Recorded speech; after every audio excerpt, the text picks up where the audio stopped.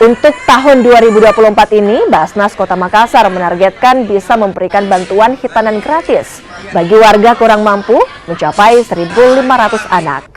Jumlah ini ditambah 500 anak dari tahun sebelumnya yang hanya 1.000 anak.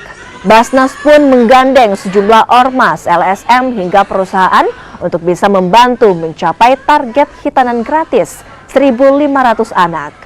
Bantuan ini diharapkan bisa mengurangi beban hidup warga kurang mampu. Hari ini kita kembali menggelar sunatan massal bekerja sama dengan pengurus cabang Muslimat NU Kota Makassar.